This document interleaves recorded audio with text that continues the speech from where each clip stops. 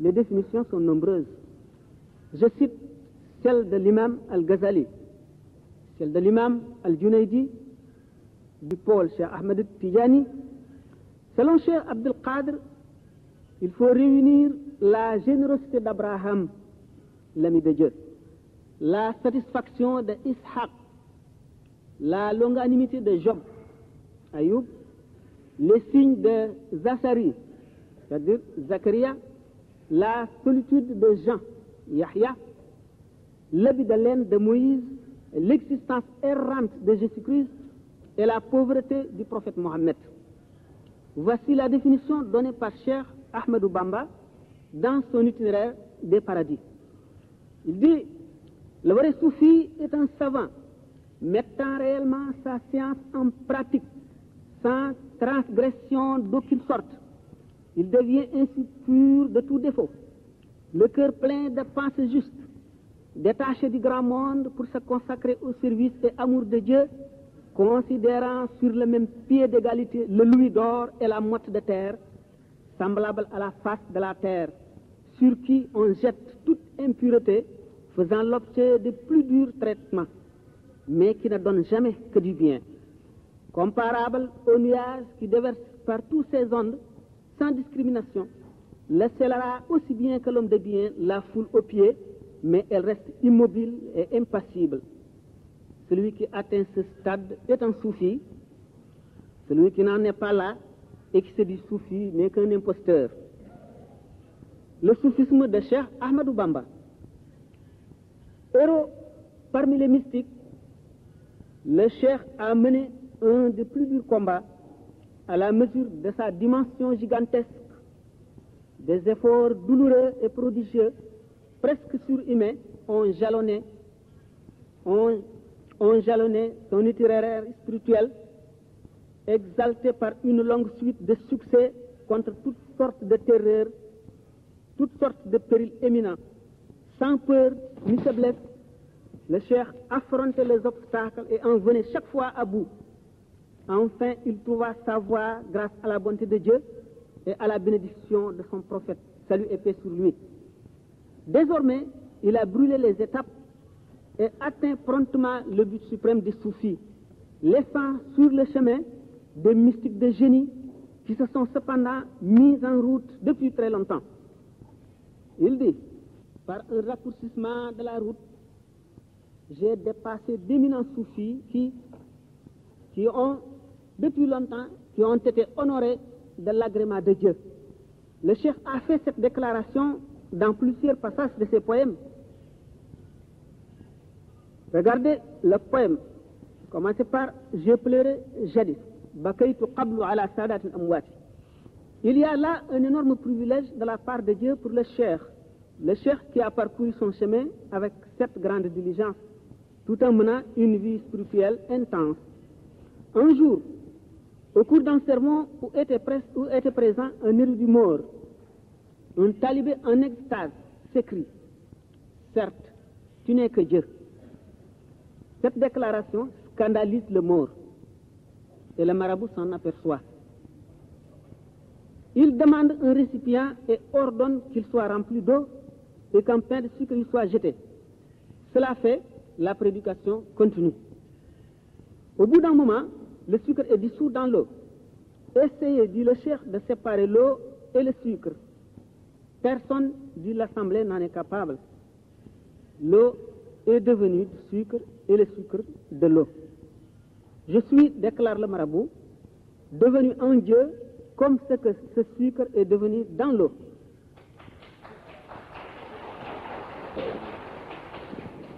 Cette affirmation appelle une réflexion, car il ne s'agit nullement ici ni du hulul ni de l'ittihad.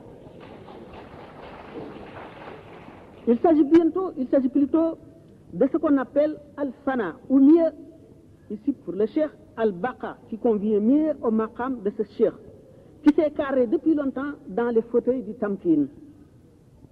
Soit, en résumé, quand ces trois degrés sont traversés, à savoir ilmul yaqin, aynul yaqin et haqqul yaqin vis-à-vis de Dieu, soit respectivement connaissance du yaqin soufi essence du yaqin soufi et réalité du yaqin. Cela est précédé de 3 autres maqams, soit muhadara, la mukashafa et la mushahada. On en parlera plus longuement. Dans le premier cas, par exemple, l'homme est en présence du feu, c'est-à-dire du feu de la divinité, entendez. Il le contemple. Il en connaît théoriquement les particularités, mais reste lui-même vis-à-vis du monde extérieur. Dans le deuxième cas, en plus de la première, cet homme met sa main dans le feu qui la brûle. Il en sent intensément l'effet et marque une certaine réaction. Celui-là marque une certaine avance par rapport au premier. Mais dans le troisième cas, la vérité du yaqin soufi, c'est la personne qui est jetée dans le feu ardent, il y est englouti. Elle ne sent plus ni ne connaît plus rien au monde, totalement absorbée par les feux. Pour lui, rien d'autre au monde n'existe. Elle n'a même plus conscience de sa propre existence. Ce stade doit être dépassé. C'est le fana, c'est-à-dire l'anéantissement dans un Dieu. Car supposons que cet homme il reste sans mourir et qu'à la longue, il reprenne toutes les connaissances antérieures et tout contact et rapport avec le monde. On entre alors dans un nouveau maqama appelé Tamkin. C'est pour cette raison que Cheikh Ahmadou Bamba dit: Dieu a joint ma vie à la vie de Dieu et je vis dans le paradis de Dieu. Dieu m'a indiqué Dieu sans illusion et sans risque d'égarement. Ainsi, le point culminant est vite atteint. Je ne doute guère de ma qualité de voisin de Dieu. Quel magnifique état, dit le Cheikh. L'hôte du Créateur infiniment bon est alors l'objet de son immense prodigalité. Je dis, l'hôte du Créateur infiniment bon est alors l'objet de son immense prodigalité. Dieu l'élève, l'exalte et l'honore. Dieu s'est montré fier de moi devant les illustres saints. Dieu a satisfait le prophète par ma vie, c'est-à-dire ma vie active. Le profond sentiment de la présence de Dieu l'envahit, imprègne son être et le submerge. Il se sent anéanti en Dieu à tout jamais. Dieu a joint ma vie, comme je l'avais dit. Quand j'écris, le trône de Dieu exulte et les gens émus se mettent à proclamer la sainteté de Dieu. Quand j'écris ou je lis, Satan se sauve, suivi de ses acolytes imposteurs. Mes écrits, déclare le Cheikh, sont estimés au-dessus de toute forme de dévotion. Mes années d'exil renferment tous les avantages. Dieu me met, dit-il, au-dessus de tous, par les propos éternels me conférant une vie éternelle. Devant moi, le maudit prend la fuite, humble, semblable à un singe pleurant de l'ostracisme. Le mois du jeûne m'a doté des bénédictions, mettant en valeur mes mouvements et mon repos. Dieu m'a promis une récompense sans mesure. Depuis que de mes balances, ses troupes se sont réjouies. Il m'a surpris dans l'éminent mois de Ramadan par l'octroi du mot kun et de son nom le plus éminent. On aura le temps de parler du mot kun dans les débats. Dieu m'a fait lui-même le commentaire de son livre d'une manière qui a forcé l'admiration des anciens et des modernes. Et nul autre que moi n'a obtenu ce privilège. Le grand saint s'anéantit dans l'esprit universel, reçoit par réfraction intuitive les vérités éternelles. Celui qui m'honore et me libère. Celui qui m'honore et me libère m'a informé sur ce qui existait avant la création. De même, les vérités profondes du livre saint qu'ignorent le commun des mortels sont connues de lui. Le révélateur m'a entretenu des secrets du Coran jusqu'au point où je deviens l'abreuvoir des assoiffés. Je sais par cœur une science trop élevée et très noble pour être écrite dans les feuilles d'un livre. Il pénètre dans l'insondable envoûtant que ni la raison ni la science humaine n'embrassent, le domaine mystérieux de l'enceinte scellée du Créateur de l'univers qui lève les voiles pour montrer à certains de ses serviteurs quelques parcelles de ces secrets dont la plus infime partie écraserait l'existence, brouillerait les cieux et la terre en un clin d'œil, voir les révélations mécouvases. De l'infiniment grand à l'infiniment petit, Dieu détient des secrets qu'il ne confie qu'aux élites les plus estimées de ses serviteurs. La surface du globe habitée par les hommes est également habitée par les djinns, par des djinns dont le Coran nous parle. Ces créatures mystérieuses, responsables comme nous de leurs actions et sujets au contrôle du jugement dernier, l'autorité transcendante du Cheikh s'étend sur eux. Nous savons que dans son Kashful Hijab, Cheikh Abdul Wahhab Sha'rani affirme avoir entretenu de multiples relations avec ces esprits et que le Cheikh suprême Al-Hatimi soutient avoir eu lui-même une épouse appartenant à cette espèce immatérielle.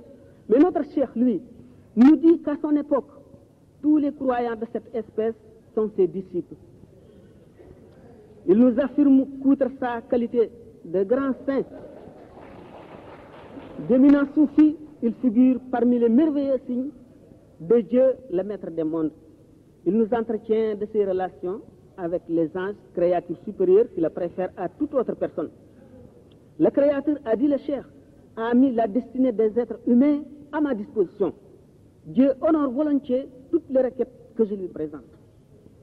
Dans ses ouvrages comme ailleurs, le fondateur du mouridisme n'a oublié ni les femmes ni les jeunes dans ses conseils, ni dans ses recommandations, ni dans ses prières qu'il multipliait infiniment.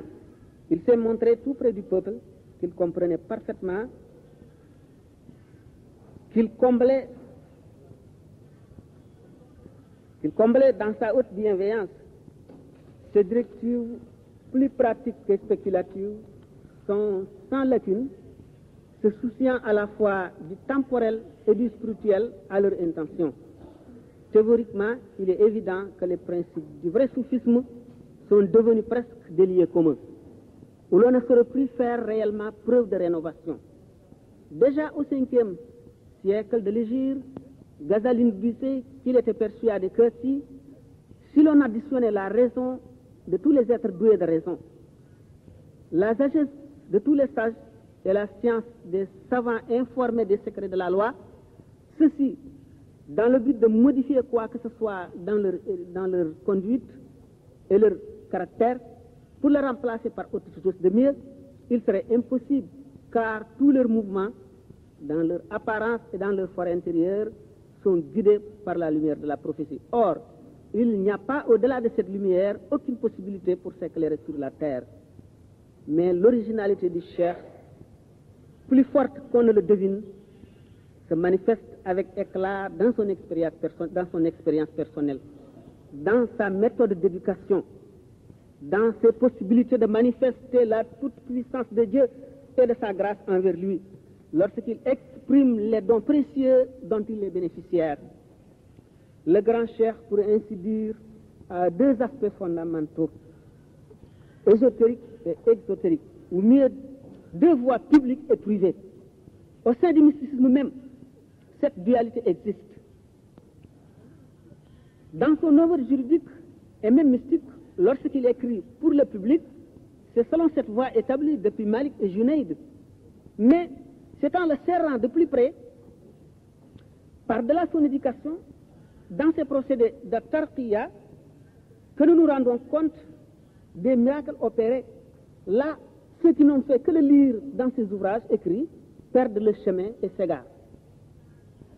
Ses vrais disciples n'ont vu de lui que cet aspect. Mais c'est là où s'efface entièrement à leurs yeux sa condition d'homme. Et en lui, ils ne voient plus que le divin. C'est là qu'il faudrait chercher Khadimur Rasoul, le fondateur du mouridisme, parce qu'il accorde la plus grande place à la réalité vécue. D'autre part, pour comprendre l'aspect même le plus superficiel du Cheikh, Il importe de suivre rigoureusement l'évolution de ses actes et paroles, de ses relations même, suivant les étapes de sa vie intime. Cette chronologie est absolument nécessaire. N'a-t-on pas demandé au plus dévoué et plus ardent de ses disciples, Cheikh Ibrahim Fall, celui qui est privilégié, ne connaît-il pas bien le Cheikh, qui a répondu: je ne sais de lui plus que ce qu'un lézard ne peut embrasser du tronc d'un grand baobab. Donc, les profondeurs insondables sont laissées à la discrétion du maître des mondes. Le Père spirituel. Je vais vous parler du Père spirituel. Foyer de sagesse et de science d'origine divine, le grand chef spirituel forme une élite remarquable qui se distingue par la sagesse, la science ésotérique et exotérique, par la politesse, ainsi que par toutes les hautes qualités morales et spirituelles.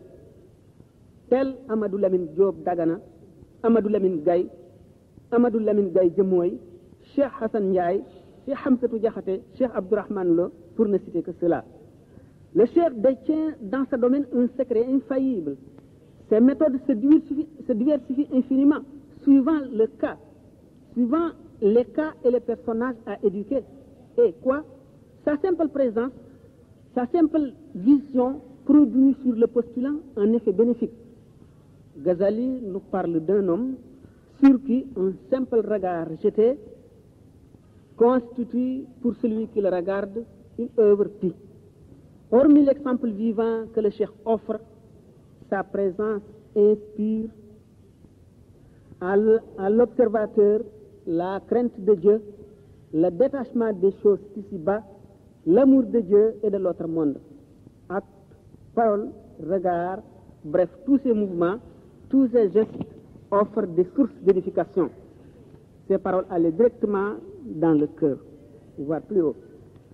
Il traçait des schémas explicatifs, des signes saturés de signification, résumant toute la sagesse théorique et pratique. Illustré par les exemples les plus vivants, l'auditeur en sortait édifié, tout comme s'il avait passé une dizaine d'années dans l'ascétisme le plus fervent. L'atmosphère, le milieu ambiant même porte un cachet, c'est-à-dire où habite le Cheikh, porte un cachet spécifique de sainteté qui élève le postulant, l'exalte au plus haut degré. On en sent l'effet à grande distance. Les disciples qu'il a lui-même éduqués en sont une preuve évidente. Ceux-ci joignent les bonnes qualités à l'humilité parfaite, soucieux de leurs propres défauts et ne voyant jamais ceux des autres, comme s'ils étaient les plus humbles et les plus vulgaires de la terre. La science et les bonnes actions les préoccupaient. La crainte de Dieu les séparait du reste du monde.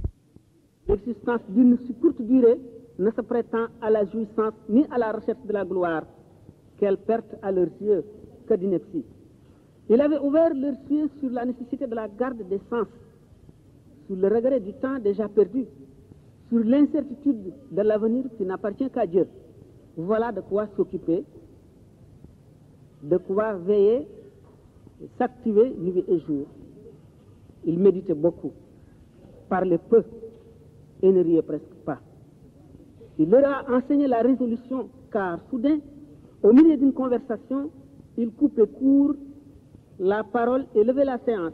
Brusquement, sans crier gare, il lançait en quittant ce mot ailé: retournez à votre Seigneur. Cette résolution rappelle celle du prophète, car Aïcha, que Dieu soit satisfait d'elle, rapporte: l'envoyé de Dieu, se rendant compte que l'heure de la prière s'approche, au cours d'une petite conversation avec nous, nous quitte brusquement et comme s'il ne nous avait jamais connus. Leur silence est méditation, leurs paroles est sagesse et leurs actes est adoration. La vie n'a de sens que parce qu'il permet d'accéder à l'agrément de Dieu, ce qui est même le but de la vie. Extrêmement habile et inspiré d'un secret infaillible, le Cheikh utilise divers moyens et emprunte plusieurs chemins vers l'âme, s'adressant à la fois au cœur et à l'esprit de chaque sujet, suivant la personnalité de ce sujet. Il puise parfois ses exemples dans les événements courants les plus en vue, admirablement choisis ou créés. À ce sujet, on rapporte d'innombrables exemples qui, malheureusement, n'ont pas de place ici.